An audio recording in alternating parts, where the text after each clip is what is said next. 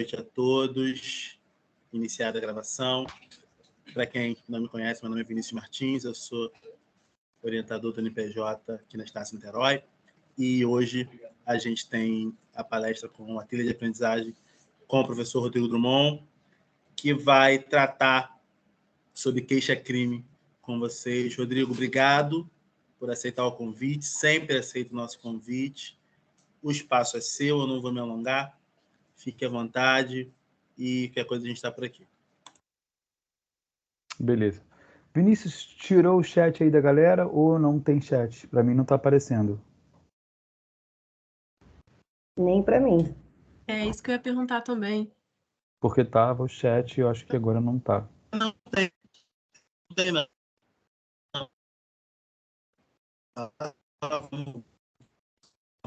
Tá, beleza. Então, se alguém tiver com dúvida, não tem chat, coloca o áudio, pode me interromper, tá?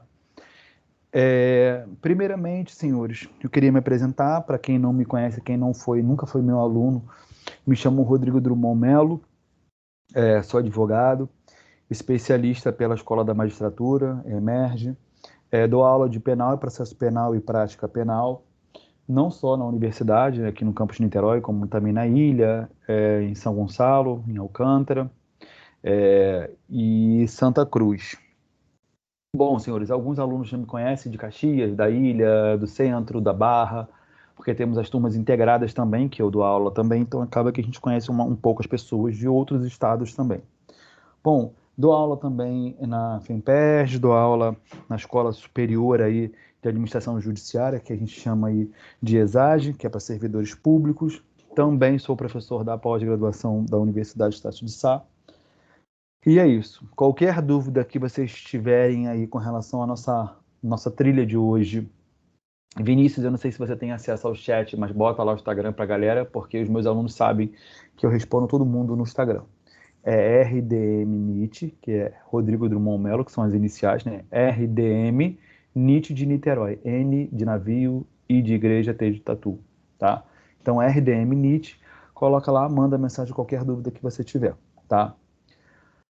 Perfeito. Vamos falar um pouquinho hoje, me pediram para trazer um pouco da queixa-crime. Rodrigo, qual é o conteúdo que você traz da queixa-crime? Bom, é lógico que em 1 hora a gente não dá para poder esgotar o tema sobre queixa-crime, mas pontos específicos da queixa-crime que você tem que saber.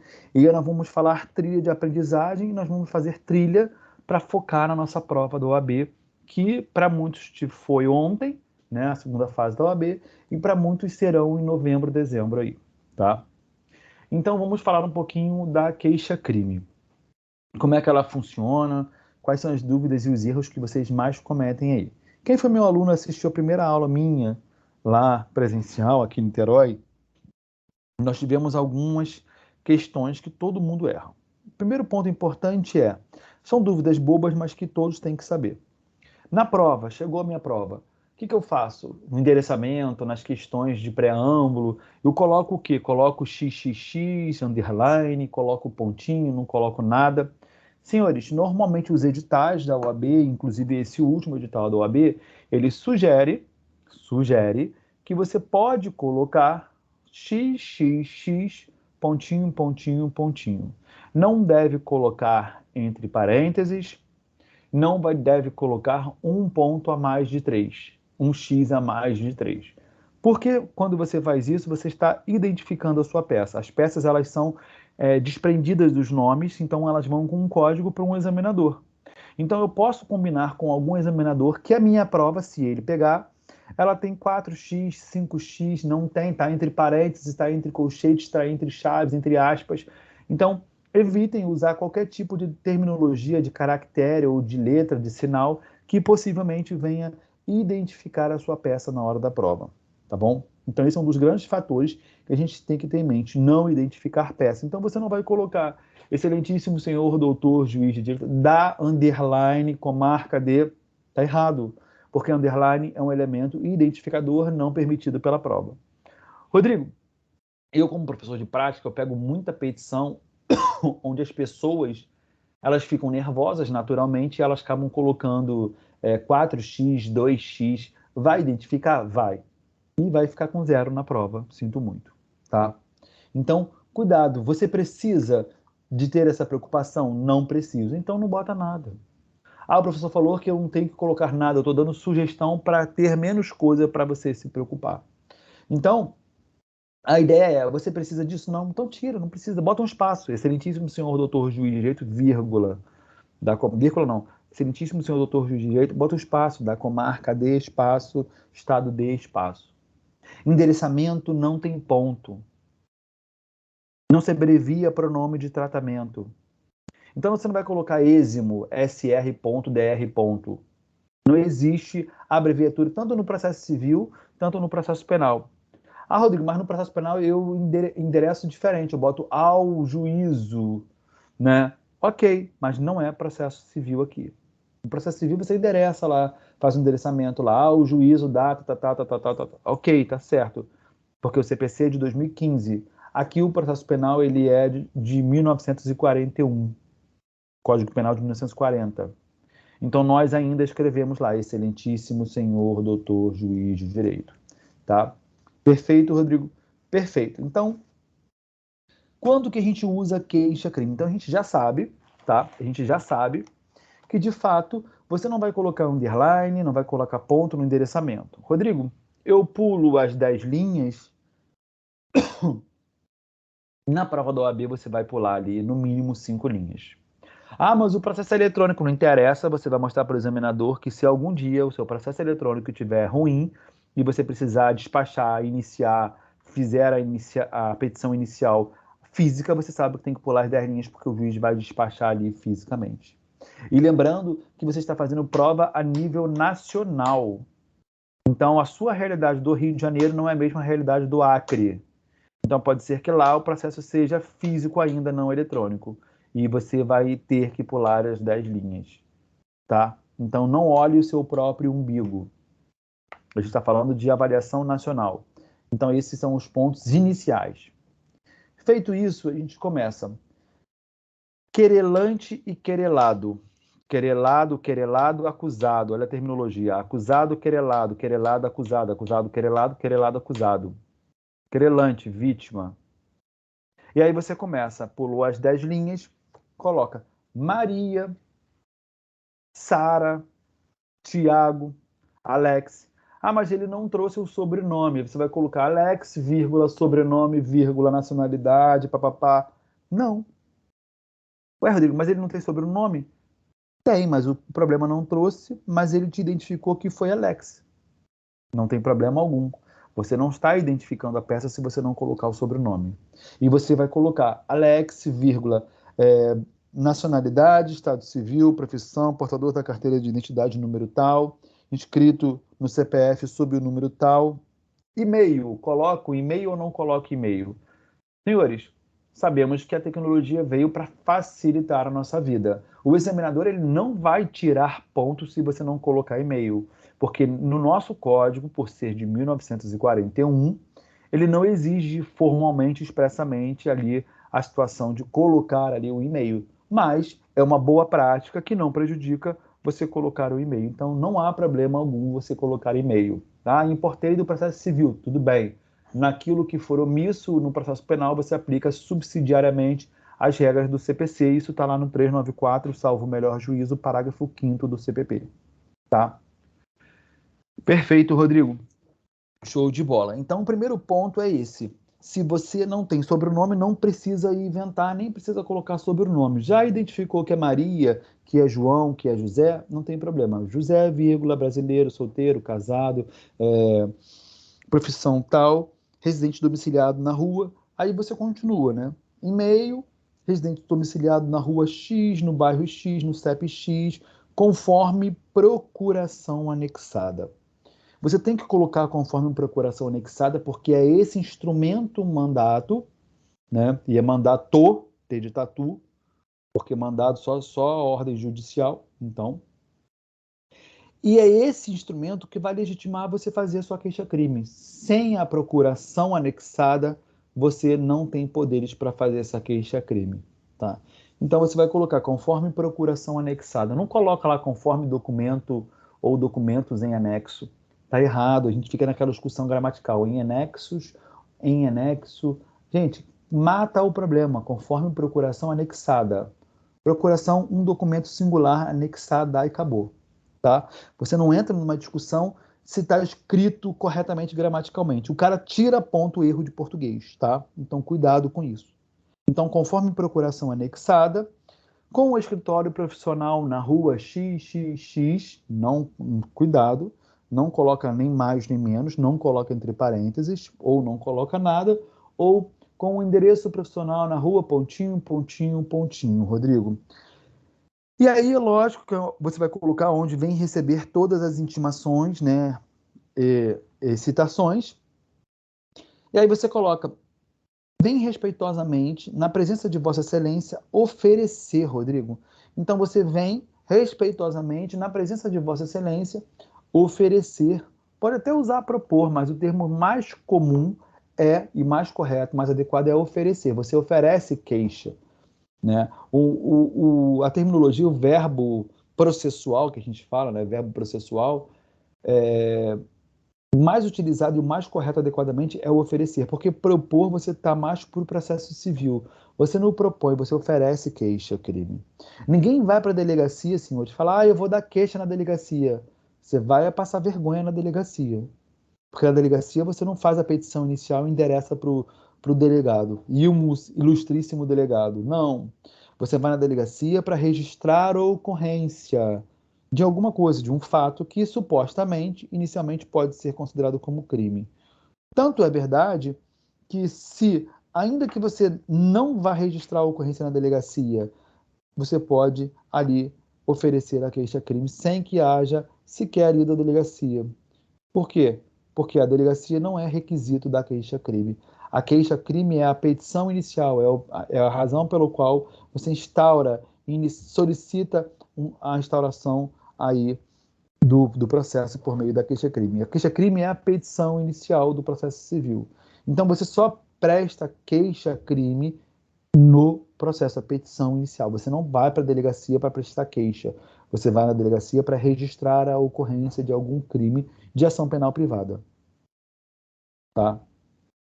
Eu quero registrar uma ocorrência de um crime de ação penal pública incondicionada ou condicional da representação. Também você vai lá e registrar a ocorrência.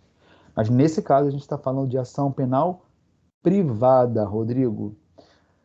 Quais são os crimes que admitem aí a hipótese de você oferecer queixa-crime? Óbvio, Rodrigo, que está todo mundo cansado de saber que é calúnia, injúria e difamação. Quais são as diferenças de calúnia, injúria e difamação? E eu sempre falo isso na sala de aula. Quem está sendo meu aluno em prática aí é Aguinaldo, e tem mais alguns alunos aí.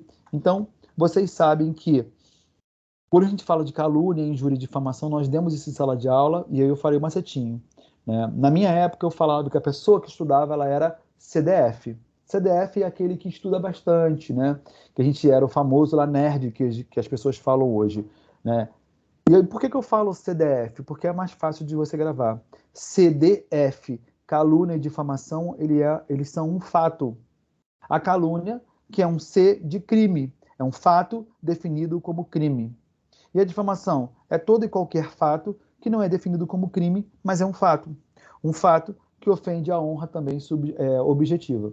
Então, a calúnia e a difamação, eles ofendem a honra objetiva. Já a injúria, ela ofende a honra subjetiva. Objetiva, o que os outros pensam a seu respeito. Subjetiva, o que eu penso ao meu respeito. Feito isso, a gente já sabe que eu sou o CDF, calúnia e difamação é um fato. Então, se eu digo fulaninho de tal é um vagabundo ou uma vagabunda, nessa terminologia usada, eu disse que era um fato ser vagabunda ou vagabundo? Essa terminologia, ela é uma qualidade, um adjetivo, ou ela é um fato? Ser vagabundo é um fato? Não. Ser vagabundo é uma qualidade. E eu imputei a alguém uma qualidade ou eu imputei um fato? Eu disse que ele fez alguma coisa? Não. Então, nesse caso, eu estou falando de injúria, porque CDF, calúnia e difamação, são fatos. Eu não imputei fato a ninguém, eu disse uma qualidade que é ruim para aquela pessoa. Então, ele vai responder por injúria. Agora, se eu digo, Vinícius Martins estava no horário tal, na hora tal, e subtraiu a bolsa de Sara multa. Nessa situação hipotética, eu descrevi um fato relacionado ao crime de furto. Então, eu tenho um crime, teoricamente, mas eu descrevi um fato que é um crime, esse fato. Então, eu tenho um crime de calúnia. Calúnia e difamação são fatos CDF. Agora, se eu descrevesse um outro fato que não fosse definido como crime, mas era um fato, eu responderia por difamação. Se eu dissesse Vinícius foi no local X, eu o vi, e chegou lá e jogou no jogo de bicho. Eu sempre coloco esse jogo de bicho. Ou então Vinícius foi lá em cima no apartamento dele e jogou lá de cima um vaso que caiu na cabeça de alguém. Né? Isso está lá definido na lei de contravenção como contravenção penal e não crime.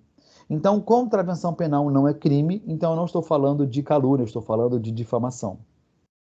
Então, teoricamente, Vinícius praticou uma conduta de quê? Difamação. Porque contravenção penal não é crime.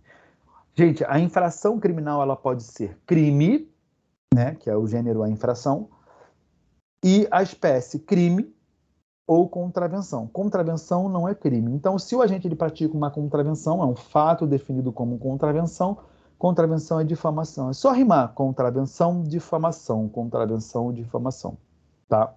Então, esses três tipos penais são os tipos penais onde você tem um crime de ação penal privada e a petição inicial a ser feita é a queixa-crime. Então, fulaninho de tal, já devidamente, não vou dizer já devidamente qualificado, mas a gente já qualificou ele, então fizemos todo aquele preâmbulo, vem respeitosamente à presença de seu advogado, que esta subscreve, oferecer queixa-crime. Cuidado, senhores, coisas que eu vejo corriqueiramente, eu sempre passo isso na trilha, nas salas de aula, porque a gente vê que as pessoas, de um modo geral, têm erros crassos, erros básicos com relação à grafia, com relação ao português. Primeiro ponto, a gente sempre tem um vício de linguagem na hora de escrever e colocar autor e réu com letra maiúscula. Senhores, pelo amor de Cristo, o que eu bati em sala de aula e o que eu bato sempre em sala de aula é nesse sentido. Autor não é nome próprio. Ah, mas eu estou me referindo à pessoa. Então eu vou botar autor com letra maiúscula e réu com letra maiúscula. Senhores, não sabe escrever, porque não sabe classe gramatical. Tem que voltar para a quarta série. Aprender função sintática e classe gramatical. É réu minúsculo e autor minúsculo. O substantivo lá não é nome próprio, é nome comum. Então, é letra minúscula e acabou, e ponto final. Ah, Rodrigo, porque eu não vislumbro. Esse é o bordão mais horroroso e é o que mais todo mundo erra. Você vê até magistrado, às vezes, dando decisão assim. Não vislumbro a hipótese a considerar a tutela antecipada, razão pela qual indefiro. Não vislumbro as hipóteses autorizadoras da tutela antecipada, razão pela qual indefiro. Senhores, o que é vislumbrar? Vislumbrar é a ausência de luz, a ausência de alguma coisa. Então, você não consegue enxergar alguma coisa. Qual é a consequência, e aqui é raciocínio lógico, de você negar a negação? É afirmar algo. Então, se eu digo que não tenho aquilo que está sendo negado, eu estou querendo dizer que eu tenho. Então, automaticamente, se ele diz que ele não vislumbra e indefere, ele está sendo o quê? Contraditório. Logo, caberia embargo de declaração. Então, não use essa palavra, eu não vislumbro, eu não vejo hipótese autorizadora, hipótese de concessão, mas dizer que não vislumbro é dizer que tem requisito. Então, está errado. Tá? Então, não vislumbrar, não utilizem essa terminologia porque está errado. Outra terminologia que eu vejo bastante é através. Ninguém está atravessando o advogado, né? Vem através de sua advogada, Sara Multa, que esta subscreve. Eu estou atravessando Sara? Claro que não, senhores. É o meio, é o modo pelo qual você vem. Então, venham por meio de seu advogado, que esta subscreve, conforme a procuração anexada, e aí você continua. Então, não usa através, senhores, é passar vexame, tá? Eu estou olhando vocês, vamos supor que estivesse alguém aqui com um vidro na frente aqui. Então, eu estou olhando vocês através do vidro. O meu olhar está atravessando o vidro, passando pelo vidro e enxergando vocês. aí eu posso usar através do vidro. Fora isso, se não for nesse sentido de atravessar, a terminologia está semanticamente errado, gramaticalmente errado. Tá? Então não se usa através, se usa por meio de. Então você vai colocar aí, vem respeitosamente, por meio de seu advogado que essa subscreve, na presença de Vossa Excelência, oferecer queixa-crime com fundamento nos artigos 30, 41, 44 do CPP, bem como sem parágrafo 2º do Código Penal, e todos esses artigos são uma combinação da procuração, da ação penal ela ser privada e da sua legitimidade do porquê que você está fazendo a queixa-crime. Então, esses artigos 30, 41, 44, é com outras palavras dizer que você tem requisito, porque você tem procuração, porque a ação penal ela é pública, privada, então você aqui é o legitimado, e também porque tem justa causa, que é indício de autoria e materialidade. Por isso que eu estou propondo a queixa-crime. Então, tudo isso é o que vai legitimar você a fazer a queixa-crime. Tanto é que você está fazendo. Você tem justa causa, você é o advogado porque você é advogado, porque você tem procuração e porque a ação penal ela é privada. Então, 30, 41, 44 e o 100, parágrafo 2º do Código Penal, e é Código Penal mesmo, legitimam você a fazer aí essa petição inicial, essa queixa-crime. E aí, lógico, que você vai dizer, com fundamento nos artigos 30, 41, 44, todos do Código de Processo Penal, pelo procedimento, e aí você vai ter que ver qual é o procedimento. Em alguns casos, você vai para o procedimento da vara criminal, no procedimento sumário, ou você vai pelo sumaríssimo, porque, de um modo geral, os crimes contra a honra, eles são praticados e a pena máxima não excede a 2 anos. Então, por isso que fica no juizado, e, de um modo geral, você direciona isso para o juiz do Juizado Especial Criminal da comarca D, do estado D.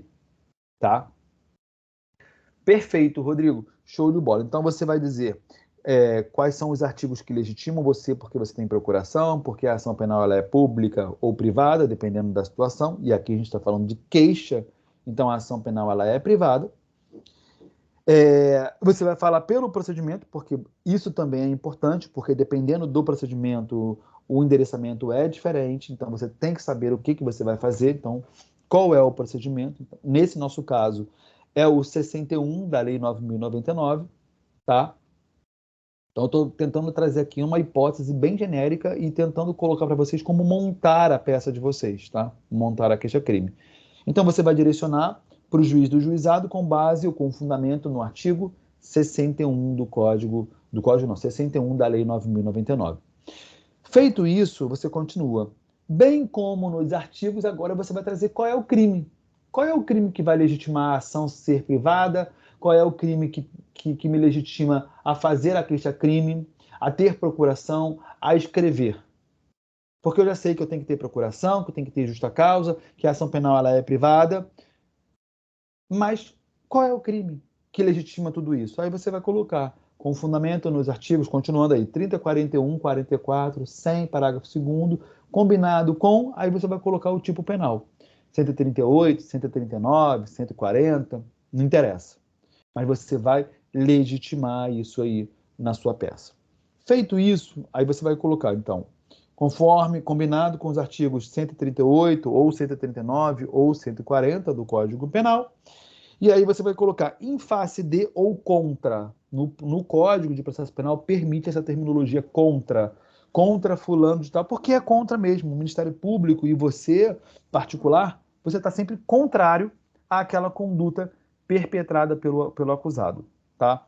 Então, em face de, eu uso nas minhas petições em face de, que eu acho que fica mais organizado e mais intelectual do que contra. Mas muitos advogados na prática utilizam contra, e na prova do OAB também ela não tira ponto se você colocar a terminologia contra. Então, contra fulano de tal, e você vai qualificar novamente igual o autor. Ah, Rodrigo, mas o Código de Processo Penal lá no 48 ele fala a classificação do acusado quando for possível.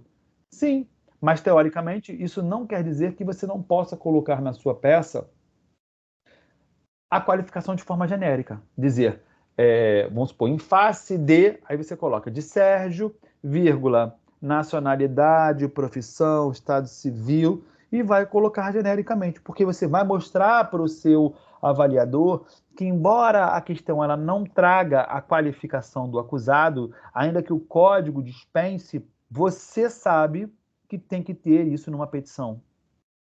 E você vai mostrar para o examinador exatamente isso. Então, você vai qualificar novamente todo o acusado. Ah, mas eu não tenho os dados. Não interessa, coloca genericamente e não coloca entre parênteses.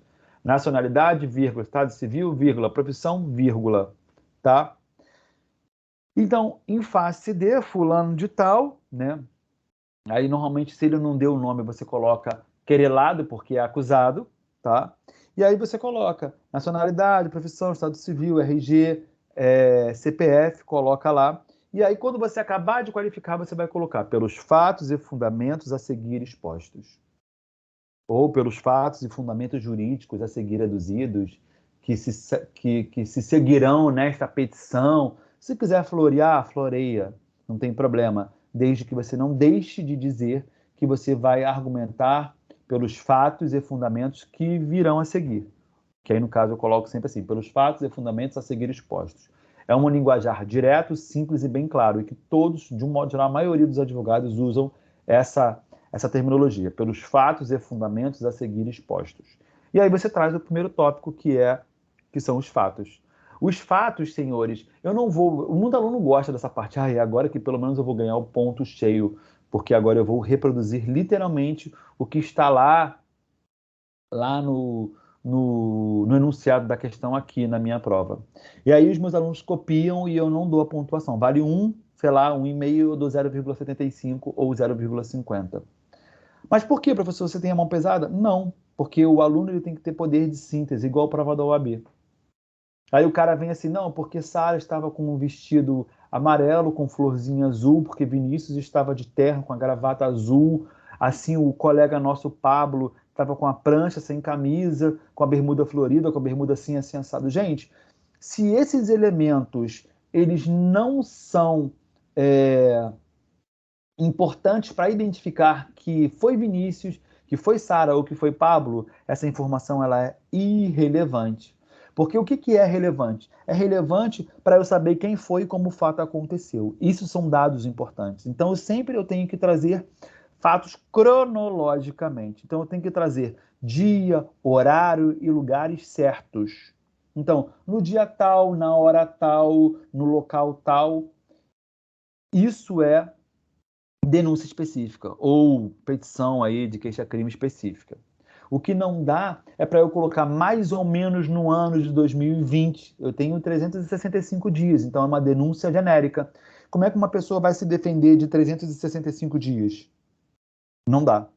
Ah, Rodrigo, mais ou menos por volta de uma semana. Não dá. Eu tenho que especificar, porque uma semana tem 7 dias. Não dá para a defesa se defender de 7 dias da semana. Agora, eu consigo dizer que no dia tal ele foi lá e fez aquilo, 3 dias depois ele foi lá e fez aquilo de novo, 4 dias depois dos 3 dias ele foi lá e atacou de novo. Então, eu tenho fatos cronologicamente específicos. Eu consigo me defender do dia 1º, do dia 3, do dia 5, por exemplo. Então, eu especifiquei que foi no dia 1º, no dia 3 e no dia 5, 3 condutas.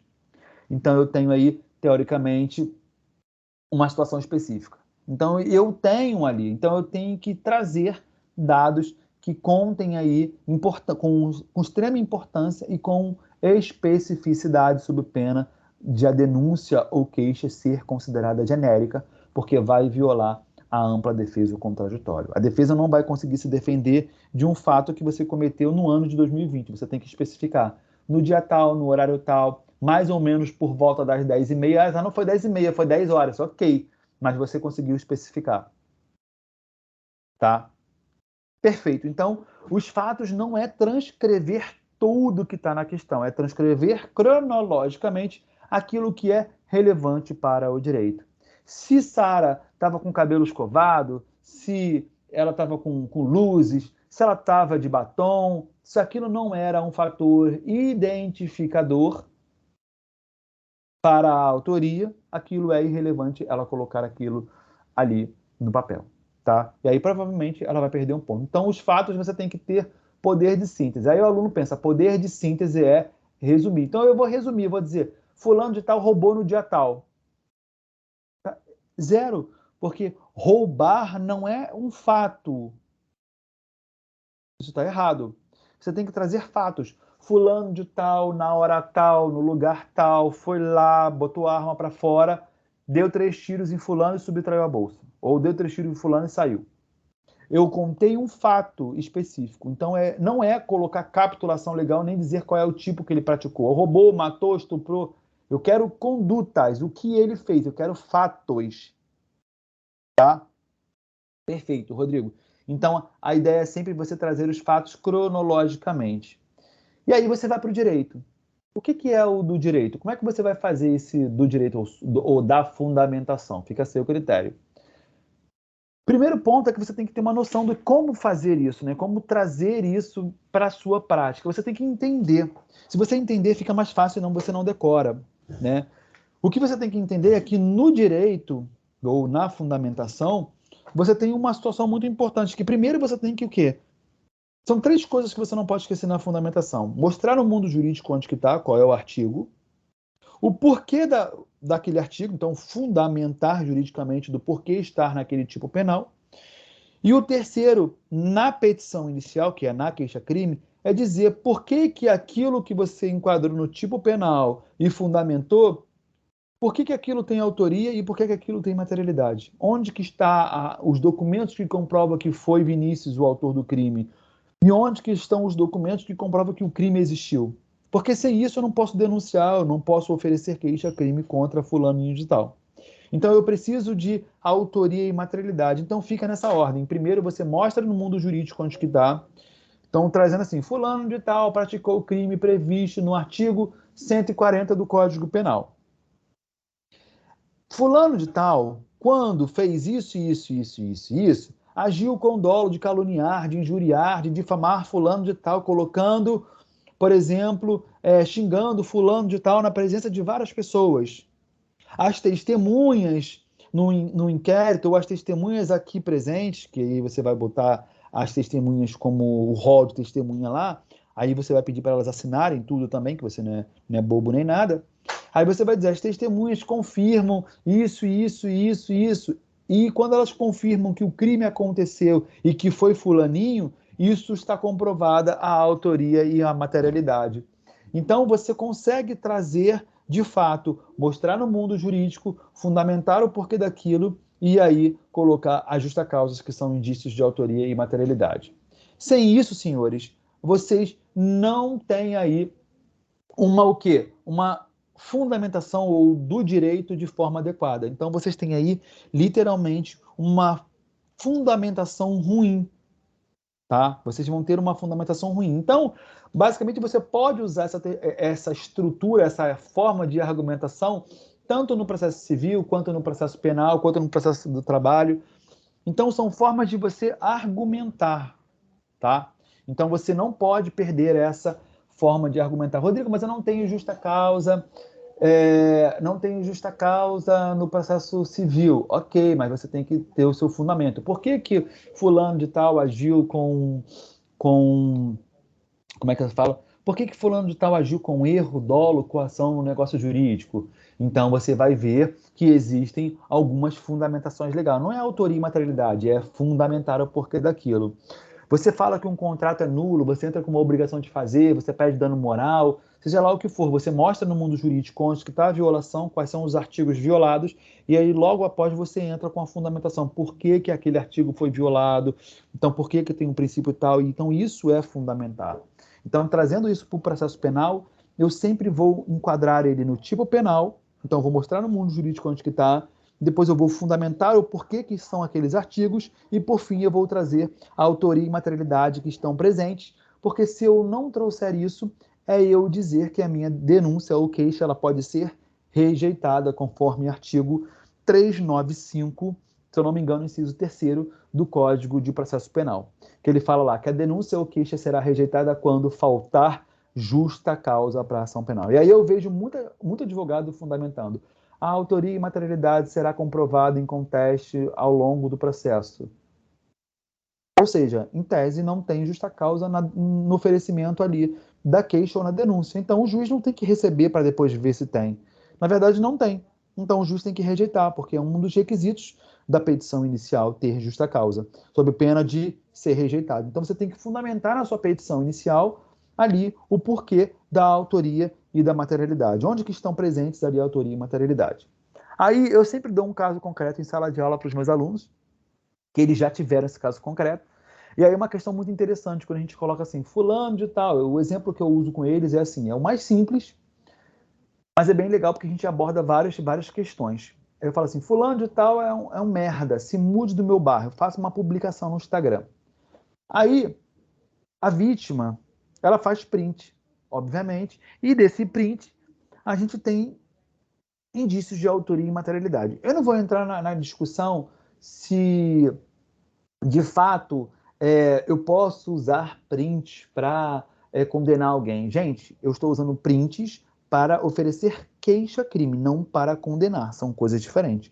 Embora o STJ ele tenha um entendimento de uma turma, que se não me engano é a 6ª turma, que diga que você não pode usar prints somente para condenar alguém, eu posso usar prints com outros documentos juntos, que aí sim eu posso condenar. Se eu usar só print, eu posso condenar? Pode, desde que o print ele seja utilizado com ata notarial, ok?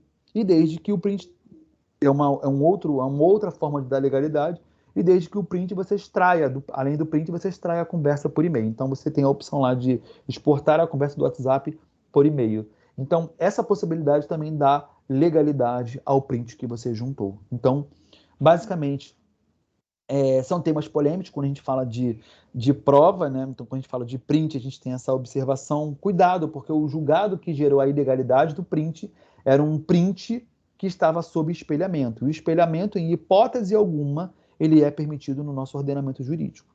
Então, é errado alguém dizer em sala de aula, é errado alguém dizer na vida prática que prints de WhatsApp, prints de conversa, eles não são permitidos no Código de Processo Penal, porque são ressalvadas aí as exigências específicas. Então, fazer a ata notarial, reduzir o print por e-mail para exportar a conversa por e-mail, tudo isso dá legalidade ao print. Então, o print, ele é permitido? Sim, desde que você faça dessa maneira. Agora, se você só juntou o print e não tem nada, eu não posso condenar, tá? Perfeito, Rodrigo? Perfeito. Como é que eu vou fazer os pedidos, senhores? Os pedidos, como é que eu faço o pedido? Bom, já que o nosso caso ele é no juizado especial criminal, o seu primeiro pedido vai ser o quê, Rodrigo? Vai ser para que seja intimado para comparecer em audiência de conciliação, porque no juizado, no GCRIM, a primeira hipótese é uma audiência de conciliação. Então, você vai intimar a pessoa para comparecer em audiência de conciliação. Se nessa audiência de conciliação não tiver sucesso, o que vai acontecer? Não tem acordo, não tem transação penal, não tem nada. Aí, o conciliador, ou ele vai te dar uma data nova de audiência, pode sair dali já direto para a audiência de instrução criminal, que é raríssimo isso acontecer. Já aconteceu comigo 2 vezes só, mais de 10 anos de advocacia. E o que mais acontece é você sai dali sem nada marcado. E aí ele fala, não, olha, o Ministério Público vai mandar te intimar de um dia de acordo com a agenda do magistrado. Então, e aí você vai receber uma intimação para poder ir para uma audiência de instrução com o juiz. Então, o que você pede? Eu peço para comparecer em audiência de conciliação, e se não for possível transação penal em nenhum dos institutos previstos nessa audiência de conciliação, requer que seja o acusado citado, né, para comparecer, citado para a audiência de instrução processual penal, que é a audiência de instrução lá que vai acontecer. E é nessa audiência que o acusado ele vai oferecer a sua defesa, a sua resposta à acusação. Então, ele é citado para comparecer em audiência. É estranho, porque normalmente você cita para responder à acusação, mas isso é no procedimento comum, sumário ou ordinário, mas no sumaríssimo não. Ele não é citado para contestar, ele é citado para comparecer em audiência de instrução. E lá na audiência de instrução, o juiz vai iniciar a audiência e vai falar, tem acordo? Não. Então vamos começar a produzir as provas. Mas antes vamos receber a defesa dele, que a gente chama isso de resposta à acusação. Aí feita a resposta, ele vai analisar, vai acatar ou não vai acatar. Se ele não acatar, começa a produção de provas. Aí acaba toda a produção de provas, aí no final, de novo, ele tenta a conciliação. Se não conseguir, profere sentença. Tá? Então, basicamente é isso. Então, você pede para conciliar, para audiência de conciliação. Se não for possível a audiência de conciliação, aí a gente pede para citar para ir para a audiência de instrução e julgamento. Perfeito, Rodrigo. Show de bola. Esse é o seu primeiro pedido. Segundo pedido, a intimação do MP, na forma do 45. Por quê? Se a ação penal é privada, eu não tenho que mandar nada para o MP. Tem sim, porque ele é fiscal da lei. Tá? Então, você vai pedir sempre a intimação, ainda que seja de ação penal privada, a intimação do MP na forma do artigo 45. A MP se manifesta sem interesse na causa, ou nada a prover, nada a se manifestar tendo em vista a natureza da causa. Ele quis dizer o seguinte, não me interessa, a ação penal ela é privada, vocês se virem aí. Tá? Mas você tem que mandar a intimação na forma do artigo 45 do CPP, sob pena de nulidade. Tá? Perfeito, Rodrigo. Feita esse segundo pedido, o meu terceiro pedido é pedir a oitiva das provas. A prova testemunhal, nesse caso. Então, sempre você vai pedir a prova testemunhal. Então, você vai pedir primeiro a citação, depois você vai pedir a intimação do Ministério Público, depois você vai pedir aí a produção de prova testemunhal. E sempre você vai colocar o número máximo de testemunhas. Então, no procedimento ordinário, 8 pessoas. No procedimento sumário, são 5 pessoas. E no procedimento do juizado, são 3 pessoas. Júri já caiu em prova bastante. Primeira fase, 8, porque é a cópia do procedimento ordinário, e na segunda fase são 5 testemunhas. Rodrigo, o caso concreto te deu uma testemunha. Eu só vou colocar uma. Claro que não, você vai colocar sempre o número máximo de cada rito com relação às testemunhas. Então, se você está no procedimento do júri, na primeira fase, você vai colocar 8 testemunhas. Ah, mas o caso só me deu uma. Você vai colocar um nome lá, Joãozinho, Mariazinha, endereço CPF. E as outras 7, perdão. Você vai colocar nome, endereço, CPF, nome, endereço, CPF, nome, endereço, CPF, nome, endereço, CPF, até chegar ao número máximo de cada rito, tá? Perfeito. Feito isso, agora o seu quarto pedido é o pedido de condenação no crime lá que for. Então, 139, 140, 138, não sei, vai depender de cada caso, tá? Perfeito. Então, você vai colocar requer a condenação como em curso nas penas do artigo X do Código Penal. Não fundamenta, porque o cara fez isso, aquilo. Você não está em fundamentação, você já fundamentou no momento anterior. Aqui é só pedido de condenação nos artigos tais. Se for um crime qualificado, se for um crime majorado, não interessa, você vai colocar toda a capitulação correta, tá? Beleza, Rodrigo. Show de bola. E aí, por fim, você vai colocar protesto por todos os meios de provas admitidos em direito, em especial as testemunhais ali, que são o nosso caso específico. Ou você vai colocar ressalvadas as provas supervenientes. Sempre você vai colocar ressalvadas as supervenientes, porque podem surgir provas depois da sua petição inicial. E aí você está amparado para a produção daquela prova. Tá? Perfeito, Rodrigo. Show de bola. E aí, o que você vai colocar? Você vai colocar, obrigado, Ana, seu áudio está aberto, eu vou colocar aqui para ativar mudo para você. E aí, o que você vai colocar depois? Termos em que pede deferimento, local, data, advogado. Não escreve o seu nome, senão você vai identificar. Eu vou colocar o ABRJ porque eu estou no Rio. 0, está identificando também. É a unidade da federação. OAB/UF, XXX, ou não bota nada. Tá? E aí a gente encerra a nossa queixa-crime.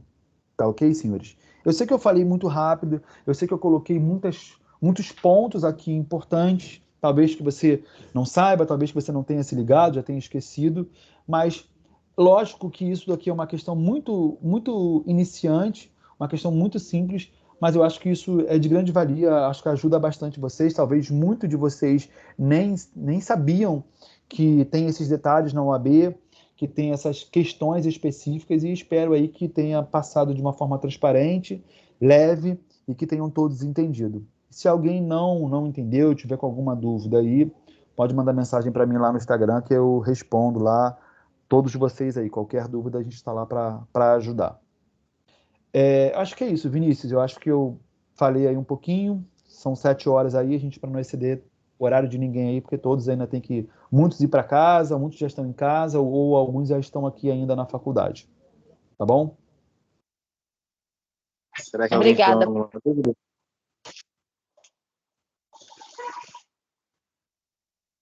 Então, Rodrigo, o que me cabe é agradecer novamente você pela gentileza de sempre, o carinho com o NPJ e por estar sempre aqui atendendo nossos pedidos, tá? Show de Falo bola. o nome do professor Jair Pires, que responde atualmente pela coordenação